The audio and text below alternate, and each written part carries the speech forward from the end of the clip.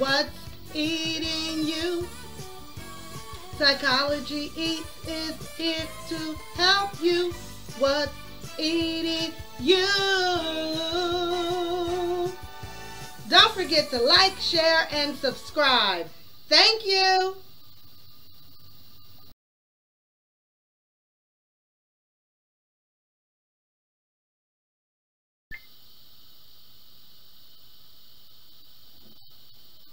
Guess what I would not do, ma'am? I would not get in the room with females and speak on their business. I'm going to let those females figure that out because I'm a man. See, y'all done made everything disrespectful. A man say, I'm a lady. Yeah, and that's why I'm talking to you. See, you don't understand. You don't get it. You're just talking. It's called mutual respect. I give you yours, you give me mine. It ain't you trampoline. You don't jump up and down on me like a trampoline and then think I'm going to give you respect. Not this boy. Not this GT boy. That don't work like that. I respect those who respect me. And as y'all can see, is that if you disrespect me, the gloves come off. I have no respect in your disrespect. And that go for anybody. You can hide in groups. You can call yourself a lady. You can call yourself whatever. If you disrespect me, you won't box me into your set of rules. Just like I don't understand why you motherfuckers is mentioning a Game of Thrones game to... Oh, pause on that. Okay. Welcome back to Psychology Eats. Thank you for stopping by. Well, you just met Kwame Brown. And so, if you don't know why he is trending in social media right now, he is trending. First, let me give you the backstory. Kwame Brown is a former NBA superstar. He played in the league over 20 years ago. And he left the league. But when he left the league, he kind of left with a bad reputation. And really over the last 20 years, he has been quiet. He lives in Atlanta. He don't bother nobody. You know, he's pretty quiet. But when NBA analysts talk about 20 years ago in the Michael Jordan era, in which he was in the Michael Jordan era, when they refer to him, they call him like busted or buster or something like that. Because according to those analysts of 20 years ago, he didn't really take full advantage of his first draft round pick, whatever. So he was a first draft round pick or pick round, whatever y'all call it. And he didn't live up to what their expectations were. Okay, fine. So let's get up to, so 20 years has passed. Kwame, from what I understand, has never kind of like came out in social media or said to any analyst, like, stop using me, stop talking about me. He stayed quiet. He stayed quiet. Well, what had happened was Matt Barnes, who is another retired NBA star. Now, if you know Matt, you know Matt is missing a few of these. Like, Matt, there's history with Matt. But anyway, so Matt has a podcast. And when Matt was on his podcast with a couple other former NBA stars, here they go again, dragging Kwame's name through the mud. Now, Kwame wasn't going to say anything. He just let them do what they do. And normally, over the last 20 years, he hasn't responded. So, see, this is what happens. When you allow people to get away with being disrespectful, the first time, second time, the third time, the 99th time, they figure, well, we can keep it going like this because, hey, they ain't saying nothing back. So, okay. So, they began, you know, they were still like doing their little talk about him. In comes Charlamagne the God. Now, Charlamagne the God is a DJ out of New York. He was in Philly. He was in New York. He used to be partners with Wendy Williams when they were on the radio in Philly, and then they were in New York. Okay. Charlamagne is from the same town as Kwame. Okay. So he knows some backstory to Kwame's life. And so what happened was Charlamagne decided to insert himself in a conversation about Kwame. And I think Charlamagne thought he was defending him.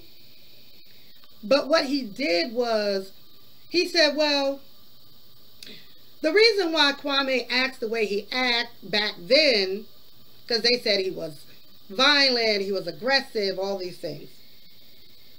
He said, Charlamagne began to spill some tea about Kwame's father and a birth brother and a birth sister that he didn't even know he had. Something happened. Something violent happened. And so Charlamagne opened his big mouth and started exposing that information. And Kwame has since gone berserk. Berserk in the way that he is now responding to people that have been disrespecting him for 20 years on the radio, on TV, wherever they had a mic in front, and they were asked about Kwame. They said whatever they felt. Kwame never said anything. So I'm going to show you another clip of Kwame responding to what Charlamagne said about him. All right, so this is Kwame addressing Charlamagne. My mental state. Now, tell me the mental state of a man like Stephen A. An egotistical son of a bitch that talked about a teenage boy for 20 years, and that boy turned into a man, and just have some questions for him. And then he run like a bitch. Why were you there? Who paid you to go? Hold on. Like that to disrespect a black man, because you have no respect for a black man. Now, all these psychiatrists / reporters was diagnosing my mental state. Now, tell me the mental state of a man like Stephen A. Oh. An egotistical son of a bitch that talked about a teenage boy for 20 years, and that boy turned into a man, and just have some questions for him. All right, so I like that part because he made my point. He made the point that I'm going to make about Charlamagne and why I believe Charlamagne referenced Kwame's family's past, because Charlamagne in his head was like sneak dissing Kwame, but at the same time, just a little back history on Charlamagne. Charlamagne is a proud person that is in treatment, that he goes to. I think he has 2 therapists, which to me is unethical, but whatever. So he has 2 therapists, a life coach and a therapist, I think, that he goes to see every week. And he has learned a lot about himself.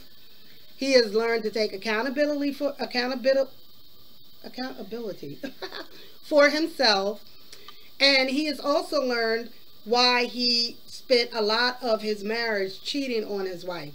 Okay. So with that being said, sometimes when people spend a lot of time in therapy, they begin to pick up the jargon and the language of a therapist, and then they think they're a therapist. And so I think that's what happened with Charlamagne.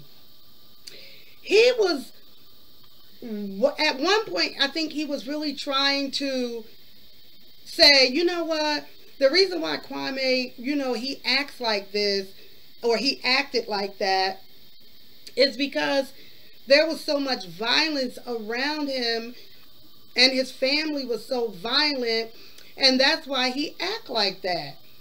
But when Charlamagne put that information out there, that wasn't something that was really public record. And as a result, that is what you're seeing from Kwame, is his response to that. So let's watch Charlamagne's apology.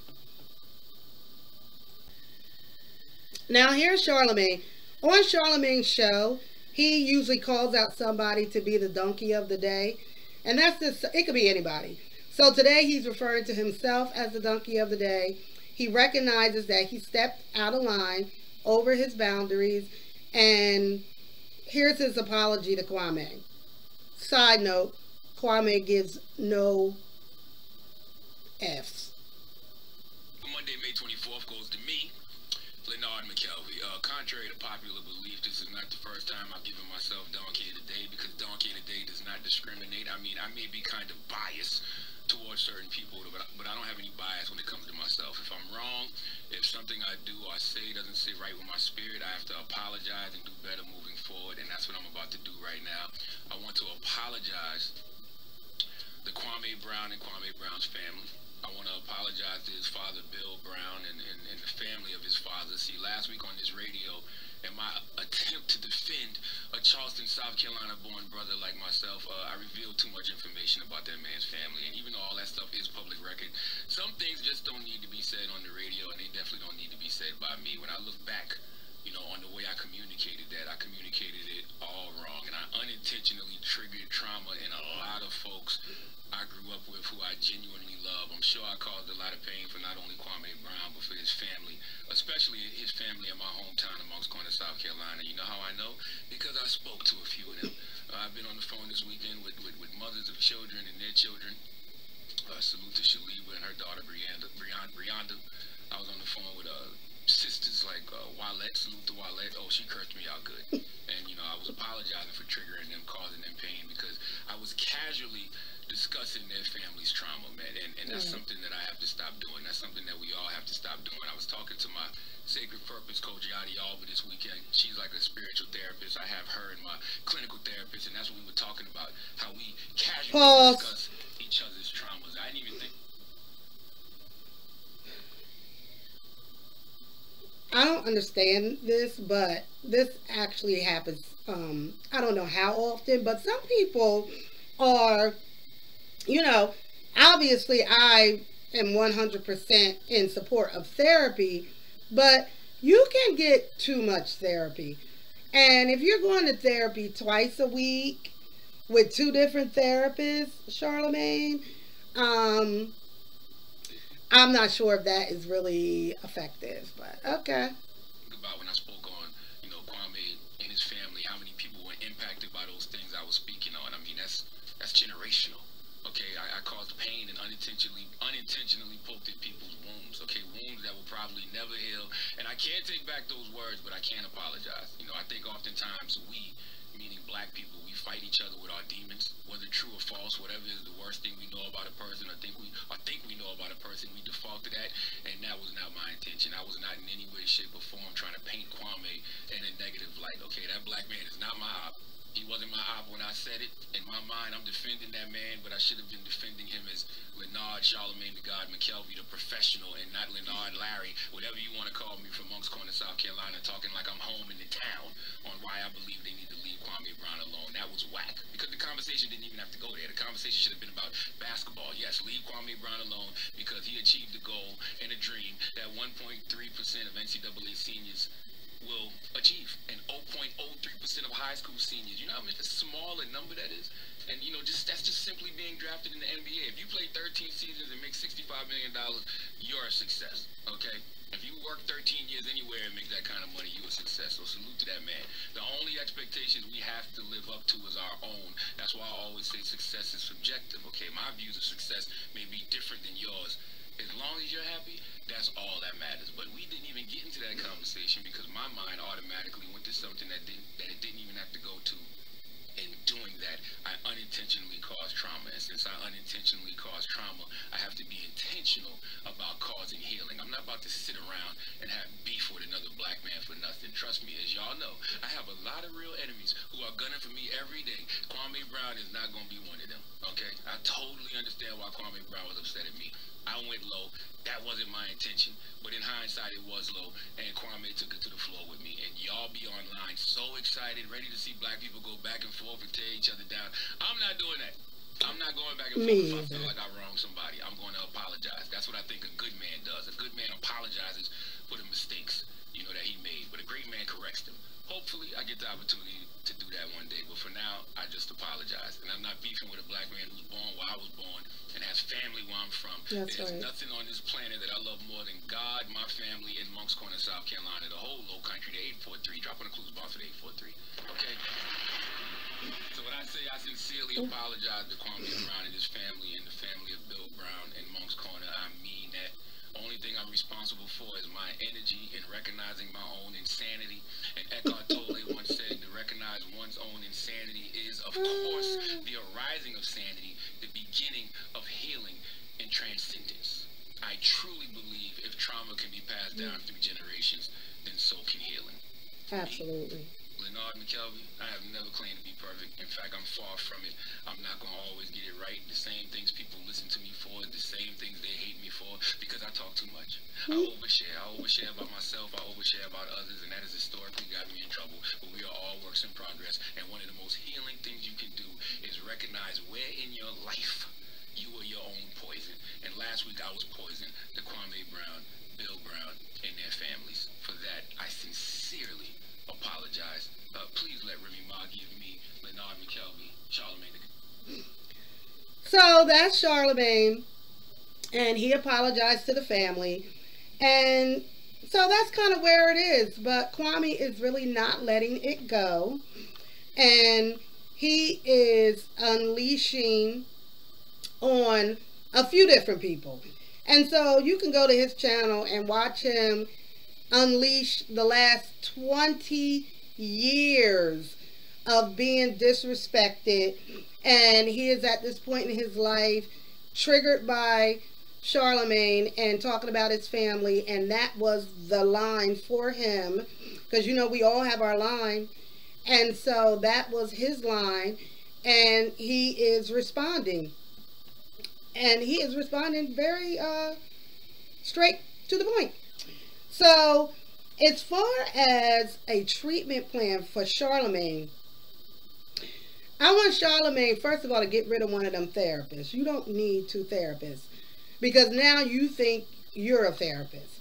And although you may think you understand what we do as therapists, because you've been hanging out with 2 therapists, and you've been starting to get the jargon and the language, there is years of training for a therapist.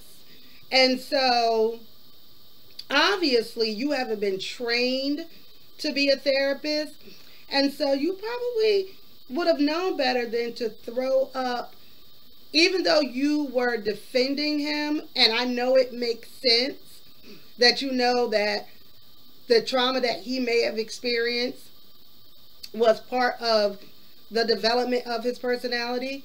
That wasn't for you to share. That wasn't for you to share. Not in that moment. So Charlamagne, your treatment plan is that you get rid of one of them therapists. I think you're over therapizing. It's not a word, but I want you to get down to one therapist. That's it. And Kwame, moving forward, we're going to let you get this off. Like, pop off, do what you need to do. But moving forward, I think you need to stand up for yourself sooner than 20 years later. Because, You know, you let somebody get away with being disrespectful once, twice, 3 times, they take off like a rocket ship. So I think in the future, you're a grown man. You know, and you probably know how to manage your anger and how to, you know, de-stress. But I would say that, you know, I wouldn't have let it build up that long. Like build up. And now you wreaking havoc all over the internet. And let me tell y'all something. You NBA players, I wouldn't clap back, because he talk about spilling secrets. And y'all know y'all got some deep secrets. He was in them hotel rooms.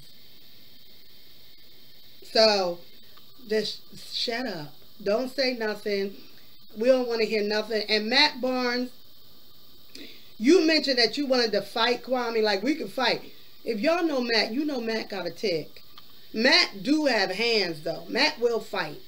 Matt will fight anybody. But Kwame is not going to fight you, Matt. He's not fighting you. Y'all too old for that. Too grown. Ain't nobody fighting. But you need to leave him alone. Shut it up. He don't let y'all talk for 20 years. He's tired. He's tired. So that's it. That's all. That's my take on Kwame and Charlamagne and why they beefing, and pretty much this will die down. I give it another week or two, probably not even that long, another week, and this will be a wrap. But thank you. Oh, hold on.